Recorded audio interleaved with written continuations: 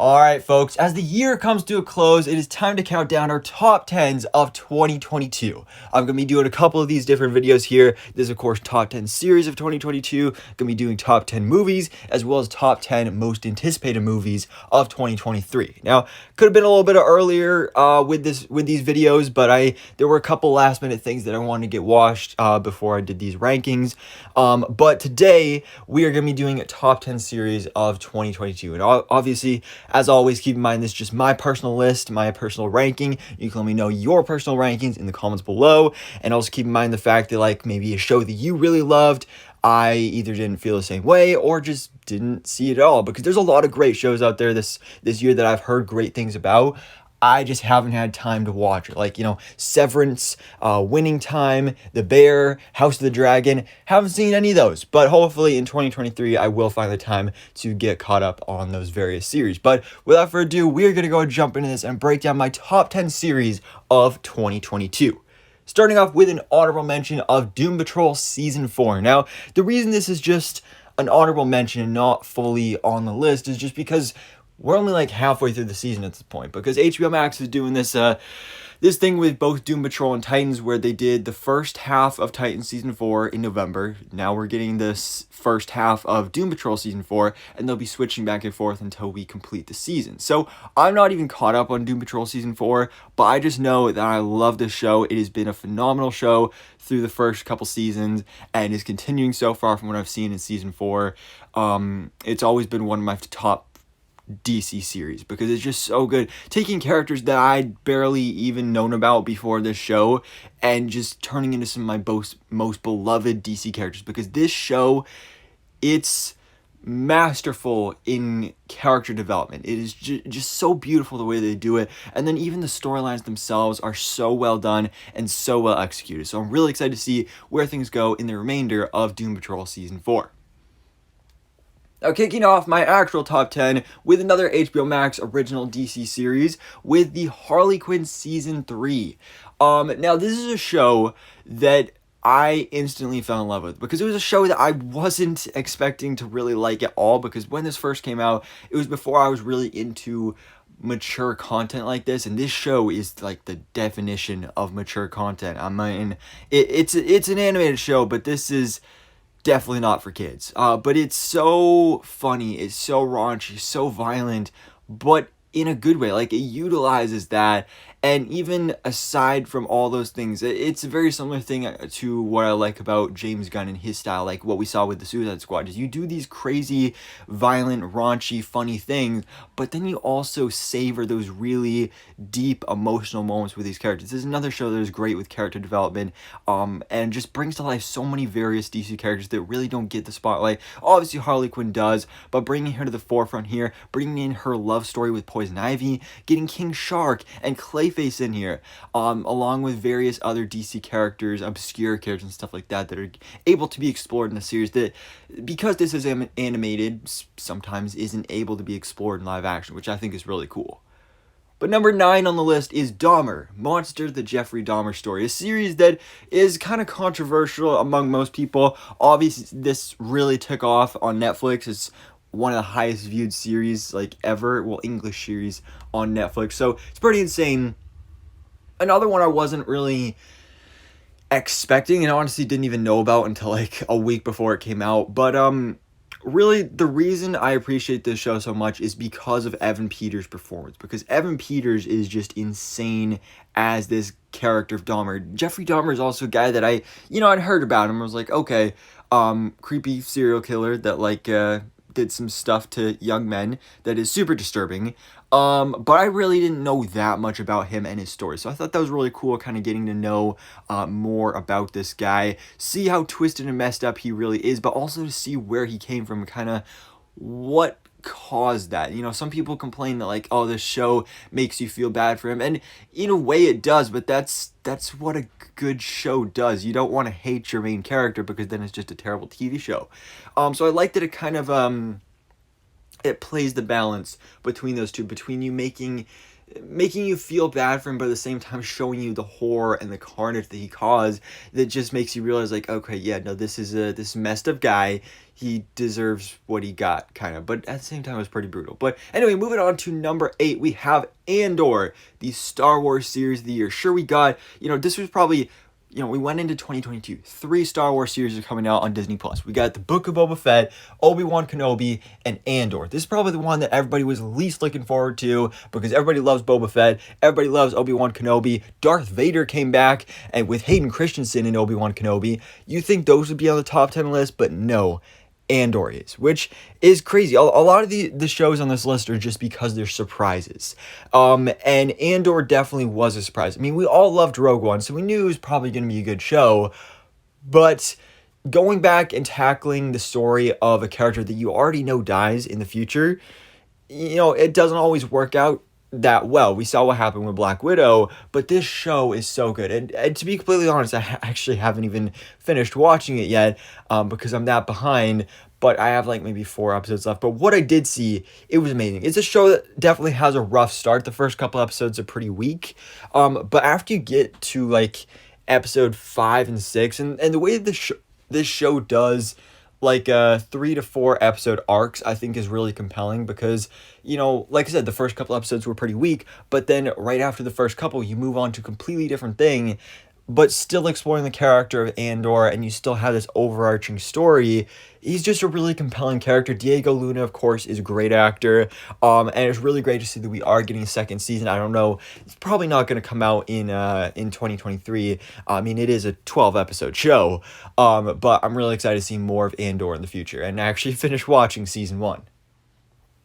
Now at number 7, I believe, is where we're at with Pam and Tommy. This is from earlier on in the year, back in February, a Hulu original series, which explores the real-life story of Pam and Tommy and their sex tape leaking online. This was like the first big one that got out there, and it's, a lot of people probably watch the show just for the raunchiness and sex and nudity and all that stuff, but really behind all of that is a compelling story. It's really interesting seeing how both their lives were impacted by this one major event, and the differences between the two of them, because Tommy was kind of seen as like the hero because everybody was like, oh yeah, my man, but then Pam was seen as a slut, and this kind of like ruined her life after this. The show is also kind of a love story, which I did also appreciate. It is kind of weird that they don't touch on the fact that like he abused her and did all that stuff, and they eventually do not live happily ever after. But other than that, it was a good show. It was a really good show that I always look forward to watching every week. Great cast. Sebastian Stan was great. Lily James was phenomenal as Pamela Anderson. Literally, like, she looked exactly like her, acted like her, and everything. You also had Seth Rogen in there as well. Seth Rogen is great as always. But yeah, I really, really appreciate Pam and Tommy. It's a really good miniseries. Then we move on to, I believe, number 6 with Moon Knight. This is another Disney Plus series here. From the Marvel side, my only Marvel show on this list, which may surprise some of you, because like, I'm the superhero nerd guy. My main channels are the Marvel life and the DC life.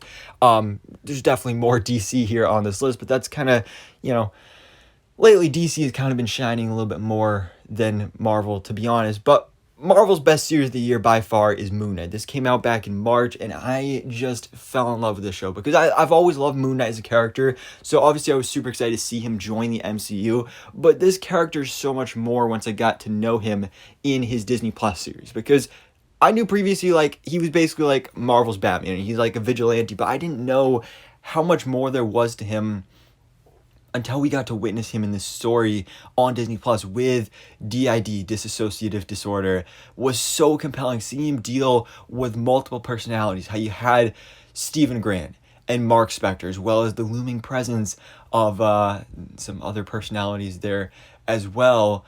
It was just really, really interesting to explore the way all of that worked. His suit looked amazing, both Moon Knight and Mr. Knight.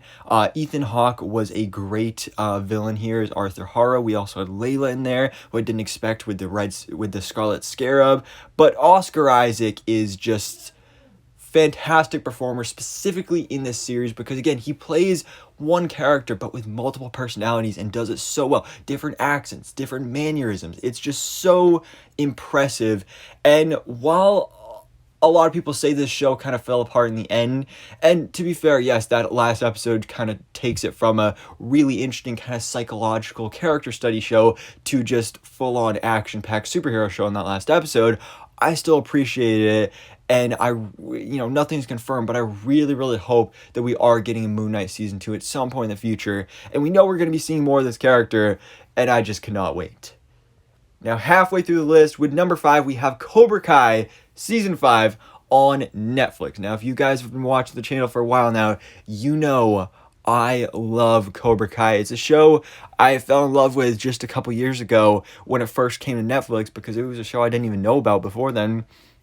Came to Netflix, and I kind of watched it just because I was like, oh, I watched the Karate Kid movie once. Sure, I'll watch this. But then, like 2 episodes in, I was obsessed with the show. It has become one of my favorite TV series of all time, and it's just so good. Whether you're a fan of the original Karate Kid films or not, you will watch this show and you will fall in love with these characters. The way it's pitched as, Daniel LaRusso was the Karate Kid, but then Johnny Lawrence, he was the villain. He was supposed to be the bully in that first movie, but he is the hero of this show.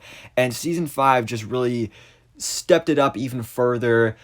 Terry Silver taking over not only the valley, but trying to take over the whole world with Cobra Kai was really compelling. Everything going on with Kreese, all of our kids as well. Chosen coming into the mix also. The return of Mike Barnes. Mike Barnes was a great addition, even though he didn't have a huge role. It was great to see him involved here, and Cobra Kai is just one of the staples of Netflix now, and I'm just so excited to see more of the show. I just love it so much. But number 4 on the list is going to be Peacemaker. Man, speaking of surprises, Peacemaker. Because Peacemaker, who ever heard of Peacemaker before he was in the Suicide Squad? Barely anybody. Peacemaker was an absolute nobody. And then you saw him in the Suicide Squad, played by John Cena. And it was like, all right, that's kind of a cool character. And before we watched the movie, we already know he was getting his own spin-off series, but we were all kind of questioning it, like, okay, why is this guy of all characters getting his own series on HBO Max? And then we watched the movie, we kind of see that he has like a redemption story to go on here, and we're like, okay, all right, we'll see how this goes. And then it goes, wow. It's just such a compelling show. John Cena, in my personal opinion, I think is the best actor of the wrestlers turned actors. Dave Bautista's great as well. The Rock is The Rock. But John Cena, like, the emotion he's able to convey in the show, like, kind of trying to play himself off as a cool, douchey guy, but really inside, he has all this deep trauma within him, the relationship with his father and his brother, and coming into a team here with these other characters who most of them hate him, except for Vigilante, one of the best characters in the DCU. I mean, such a great addition to this team. This is another show like Harley Quinn where, like what I was talking about, you have those super raunchy, hilarious, violent moments. I mean, you had a giant gorilla get murdered with a chainsaw in this series, but you just bring that James Gunn magic to this with then having those super tender, intimate, emotional moments, and it just hits you so hard. And then you go back to the fact that you have a giant cow, moth, worm, caterpillar thing that you're fighting, and then there's a Justice League cameo at the end, which honestly, who even cared about the Justice League cameo at this point? I mean, the DCU is falling apart and getting rebooted, but at the time it was really cool, but then again at the same time it's like, I honestly don't even care that the Justice League showed up, because this show is that good, it didn't even need that, but it still had it anyway. James Gunn is just one of my favorite creative minds in the world right now, because like I said, he's just able to work that balance so much between comedy and emotion. It's just such a powerful tool to use, and one of the reasons I love Peacemaker so much, and I'm so excited to see season 2 when it does eventually come out. Probably not till 2024, since they're not filming season 2 until like summer of 2023. But then moving on to, I believe, number 3 on the list, we have The Offer, which a lot of you may not recognize. What is The Offer? Well, The Offer is an original series on Paramount Plus, which, if you can get a free trial for Paramount Plus, I highly recommend doing that and watching this show, because that's exactly what I did. This show is so good. The Godfather, of course, is one of the most iconic films of all time. I never watched that film at all. I watched that film for the first time over the summer after watching the series, because this series is the behind the scenes story of how The Godfather was made. And that's honestly not even the reason I like the show. The reason I like this show so much is because it's a behind the scenes look at seeing how movies are truly made. Not only, we always put the spotlight on like the directors and the actors and everything. Obviously that's a part of this, but like the actors are the least paid attention part of the show. The main focus is on Al Ruddy, played by Miles Teller, who's the producer of the film. And he is the main star of the series. And you get to see what a producer does. You also get to see the studio executives, the studio heads, the writers, all that stuff, as well as the fact that, The Godfather was inspired by real life mobsters and real life gangs in New York that they also kind of had to deal with, because then they were trying to shut down the movie. It's a really crazy story that I really, again, it was something I wasn't expecting to like. Like, it didn't seem that interesting to me, but then this made me want to go watch The Godfather, which I really don't get the hype over. Hot take, but I'm not a fan of The Godfather, or honestly, I think I like the third one the most, which is pretty ballsy to say right there. But The Offer, great show, highly recommend. Now we're getting into top 2 here. We have Stranger Things Season 4, Part 1 and 2 on Netflix. Stranger Things, another franchise show like Cobra Kai on Netflix, where it's like, new seasons come out, it's going to be good. But this season really stepped it up and took it to the next level. There's a reason we had to wait 3 years in between seasons. And I'm so glad we did, because before this, for the first 3 seasons, I didn't get to watch those seasons until they came out on DVD. And this is the first season I actually got to watch on Netflix, where I was actually subscribed to Netflix and watch it as it came out. And it was just such a beautiful experience because of this Part 1 and Part 2 release. It's one of the reasons I loved it so much, because you watch, I believe it was like the first 7 episodes, just end off on these huge cliffhangers. And then you have to wait a whole month to watch the last 2 episodes, which were both feature movie length episodes, which was absolutely insane. And then you get the conclusion, because that's why I hate Netflix with the whole binge model, because like it gives you no time to speculate and have fun with the show and theorize in between episodes. This was, I think, a great change of pace for this show, and just the multiple storylines going on. We had California, we had Hawkins, we had Russia, we had Vecna as this beautiful villain who just, the reveal in the end of that character, who he is, his connections to Eleven, it was just so shocking. I love when a show has a mystery that like you're kind of trying to play along as you watch the show, but then in the end, when they still trick you, you don't feel bad because they're like, oh, I should have seen that coming, especially if it's right in front of your face the whole time. No, you feel like, oh, that's clever. I really love how they did that. And that's exactly what I got from the show. I don't think we'll ever forget episode 4 with Max in the graveyard and running up that hill. That song is amazing. I'm so glad the show introduced me to that, because I never heard of that song before this. Now I hear it all the time, and I love it every single time I hear it. So that's number 2. But number 1 on my list is The White Lotus Season 2. This just wrapped up a couple weeks ago. It started at the end of October, went through November, and I think was ended in the beginning of December. But The White Lotus, this is a metaphorical season 2, because of course it's not your typical show. It's supposed to be a mini series, but it's kind of not. I mean, the first season is its own story, but then when you go into season 2, it's a completely different cast, except for Jennifer Coolidge, which of course, great character on the show.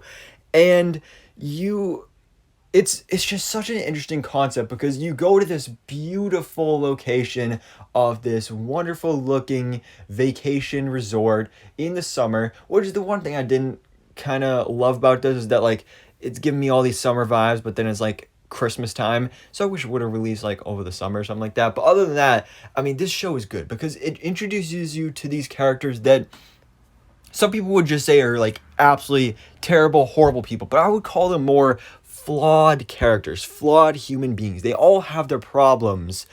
And it just seems like this White Lotus place, no matter which location it is, whether it's the Hawaii one from the first season or second season with Sicily, it just brings out those troubles and those traumas. And, season 1 focused on like rich people, rich white people, and how they control that power. But then season 2, basically it's about sex, and the way that can be used is so interesting, the different ways, and again how that brings out the troubles, people discovering themselves, people cheating on each other, people thinking they're cheating on each other, people falling in love but then realizing it's not exactly for them, so then they go off with some other guy and things just get a little crazy. But that's the thing I love about the show, and with it all being at the center a murder mystery story as well, that's a great addition. I mean, that was in the first season also, but season 2, just like the first season, you start off the first episode, oh,